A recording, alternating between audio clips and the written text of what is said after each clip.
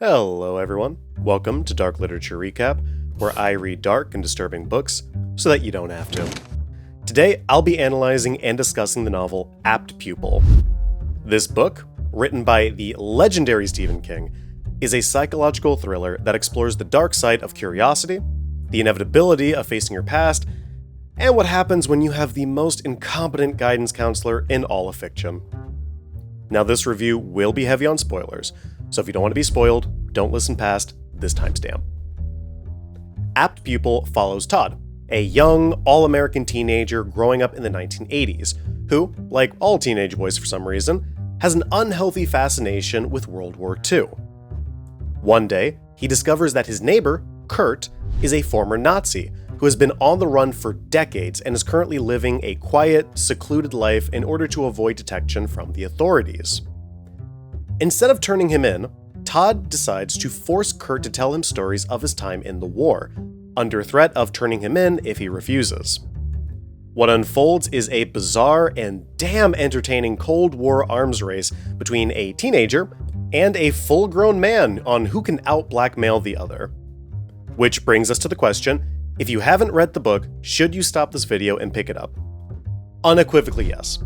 Turn off this video and go watch it. I don't even know what you're still doing here. It's a fun read, and it's full of twists and turns, and it's just entertaining. Also, the book takes on this unintentionally comedic tone when you remember that this old man is playing fifth-dimensional chess with someone who is a quarter of his age. I strongly recommend stopping this video and picking up a copy. It's also so easy to get your hands on, there's really no excuse not to. So, with that out of the way, and without further ado, here is a review of Apt Pupil. Before we start though, a viewer discretion warning. Warning. The following book contains references to, or explicit depictions of, hate speech, fantasies of sexual assault and rape, alcohol abuse, animal abuse, death by suicide, use of racial and anti-Semitic slurs, and mild gore. Please read at your own discretion. So before we even get into it, I feel like it's important to point out that this book takes place in the 1980s, and boy does it feel like it. A lot of the things I'm about to talk about won't make any sense if you aren't viewing it from that lens. So keep that in the back of your head, since otherwise, some of the stuff that we talk about is going to sound odd or unrealistic. So the story takes place in good old suburban America. The grass is green, the white picket fences are up to HOA code, and those damn commies will never take the US of A. A young boy named Todd, with an unusual fascination for World War II and evidently nothing better to do with his time, knocks on an old man's door. This off-season Ebenezer Scrooge tries to shoo Todd away, but once Todd begins to list out aspects of this man's past, like, the war crimes, he relents and invites the 13-year-old inside. Here, we learn that Todd spotted a picture of the old man, whose name is Kurt, in a biography that he was reading on the Second World War. Ever since recognizing him, Todd has been stalking Kurt in order to confirm that he is indeed an officer in charge of a particularly brutal concentration camp. Which, look, stalking is almost never okay, but if you're going to stalk anyone, a war criminal on the lam is as good a person as any. Kurt asks the boy what the audience is wondering. If you know it's me and you have all this evidence, why haven't you turned me in? To which Todd explains simply that he wants Kurt to tell him all about the war, and that if he doesn't, he'll turn him in. This sets the stage for the rest of the story, where this young man forces Kurt to relive the atrocities that he committed under threat of imprisonment or worse. We are well into 50 Shades of Morally Grey at this point, and it sets the tone really well for the rest of the novel. Neither of these guys is in the right, and they only get worse as time goes on. To Kurt's horror, as he's reliving these unforgivable sins of his past, Todd is initially deeply enamored by these stories. It seems as though the more depraved and twisted the details are, the more enjoyment this little psycho gets out of it. And this goes on for months, with the boy telling his parents that he's going to Kurt's house to read to him, lying that the old man's sight is weak and he's unable to read for himself. However, as these meetings progress, the two start to undergo a change. Todd's mental state begins to crumble under the weight of these stories, and he comes to the realization that the rest of us learned from Kick. Grown men trauma dumping on kids is not great for a developing brain. He has vivid nightmares and daydreams so frightening that his near-perfect grades in school start to slip. Like, seriously slip. For whatever reason, though, he finds himself unable to stay away from Kurt and his history, and he keeps coming to visit him. Kurt, meanwhile, begins to fall back into his old identity. Todd buys him a fake Nazi uniform and forces him to goose-step in the house at one point. What starts off as a joke very quickly devolves into something far more frightening, as Kurt does so with this precision and passion that frightens even Todd. Kurt then begins to wear that same uniform to bed, slowly embracing his old identity. In addition, he also starts to torture cats in the local neighborhood, just in case you're still on the fence about whether the Nazi is evil. As time goes on and Kurt becomes more confident and calculating, he one day informs Todd that he has opened a bank safe with a journal detailing all of their conversations, and the fact that Todd knowingly didn't tell the authorities about Kurt being a Nazi, and that this vault will be opened by the bank staff and read by lawyers in the event of Kurt's death. This means that Todd now has a vested interest in keeping Kurt alive under any circumstances, and what started as one-sided blackmail has become a volatile state of mutually assured destruction. Things come to a head as Todd's grades slip so far that his guidance counselor, who annoys me so much I refuse to give him the dignity of naming him in this review, demands a parent-teacher meeting to discuss his academic decline. Todd, fearful that his parents will stop letting him visit, concocts a plan with Kurt to have him pose as Todd's grandfather. Together, they deceive the guidance counselor into believing that Todd's parents are arguing and on the brink of divorce, and that this is the real reason why Todd is failing school. Kurt promises that Todd's grades will improve next quarter, and if they don't, that Kurt will personally schedule a visit between Todd's parents and the counselor. Following this, they doctor Todd's grades so that his parents have no idea that he's failing. And if this sounds stupid, it is. But you need to remember, Todd is 13. In his mind, getting in trouble with his parents is still just about the worst thing that can happen to you. And so having a Nazi pose as your grandpappy sounds like a reasonable alternative to being grounded for a month.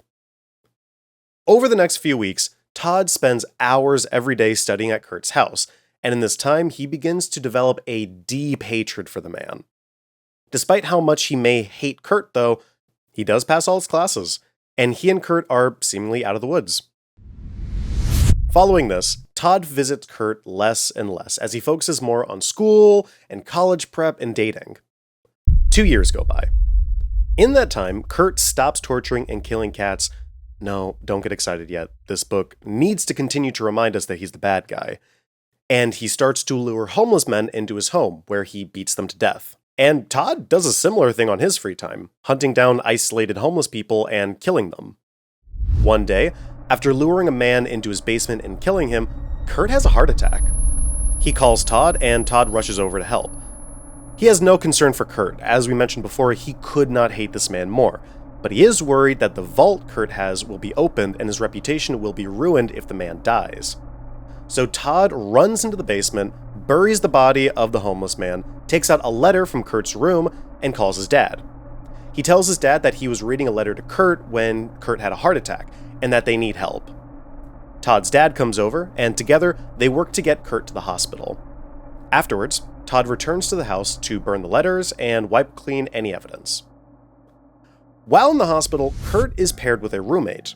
This roommate recognizes who Kurt is, because the roommate himself was actually a Holocaust survivor who was in Kurt's concentration camp. This man alerts Israeli authorities who specialize in hunting Nazis. One of these agents mocks Kurt, telling him that he knows who he is and that he's going to turn him in. And if that sounds dumb, it is.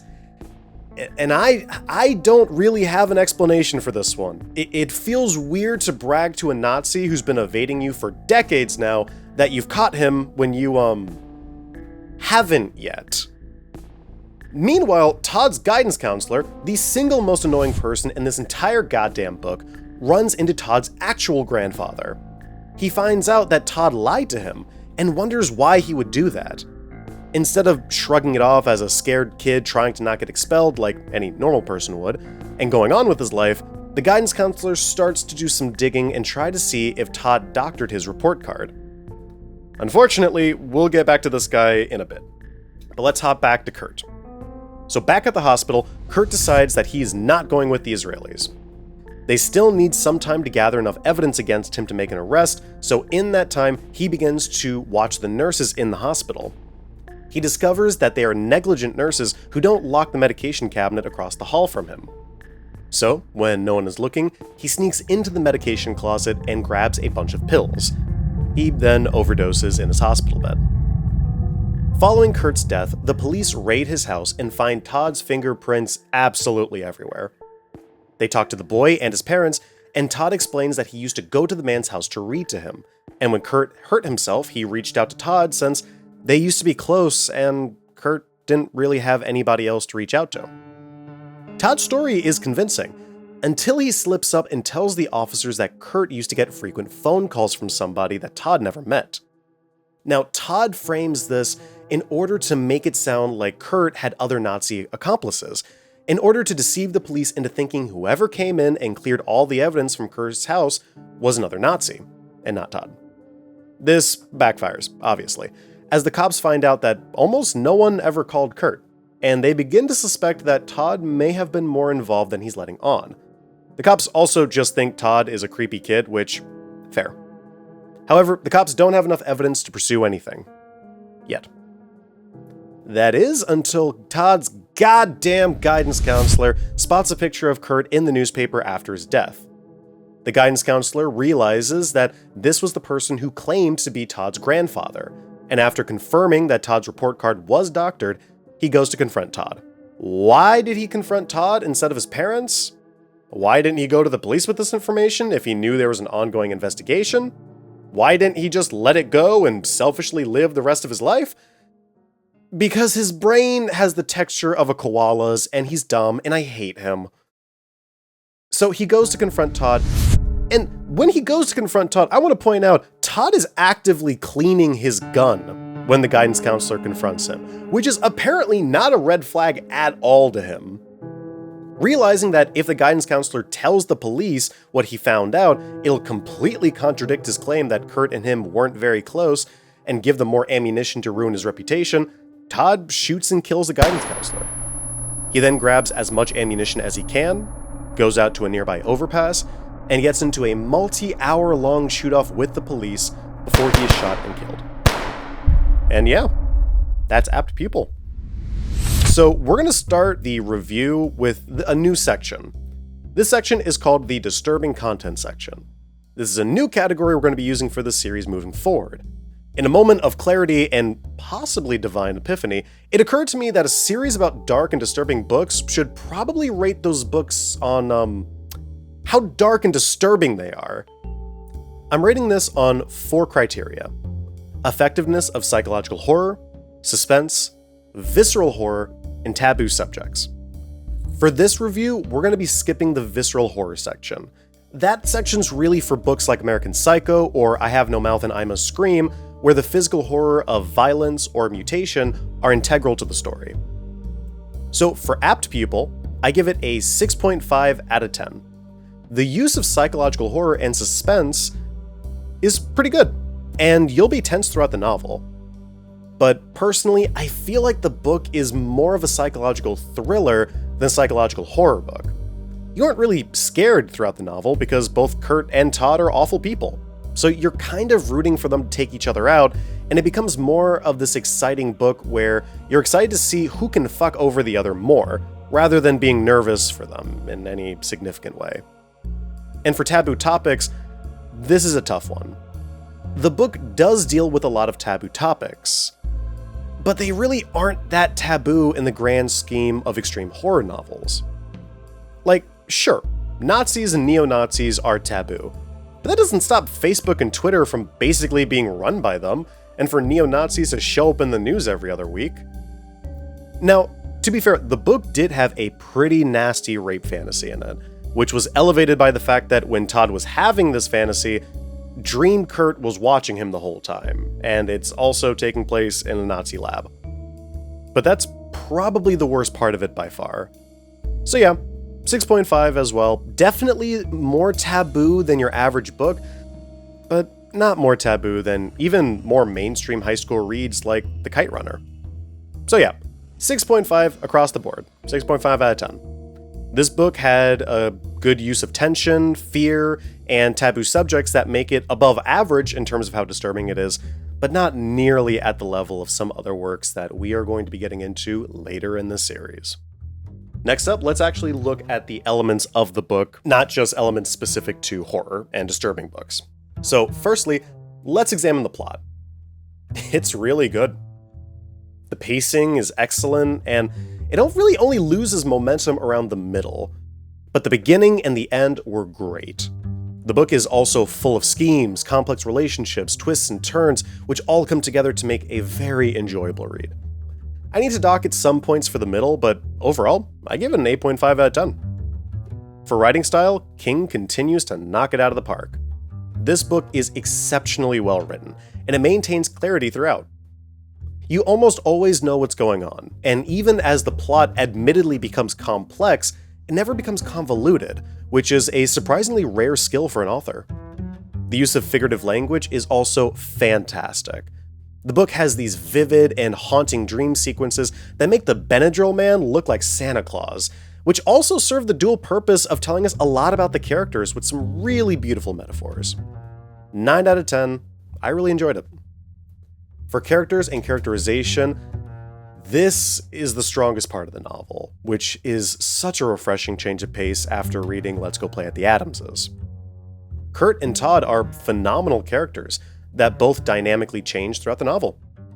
Kurt devolves into his old, monstrous self, while Todd metamorphizes into something unrecognizable from who he was in the beginning of the novel.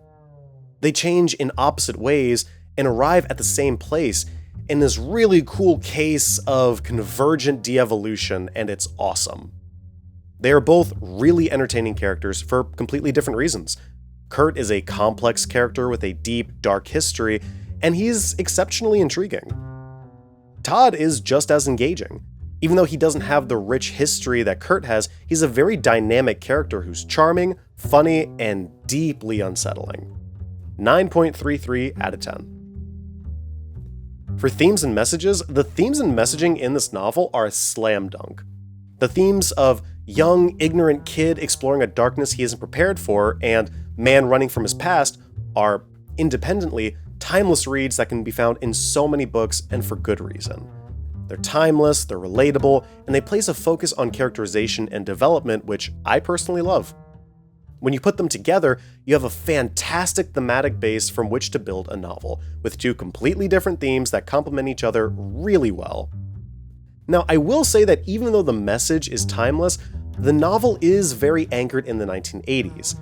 This idea of the all-American boy, which the novel hinges on to convey its message of corruption and hidden darkness, just don't really hit as hard in the 2020s. I asked my 14-year-old cousin if he knew what the all-American boy was, and his response was, "I don't even like being a partial American boy. Why would I want to be an all-American?"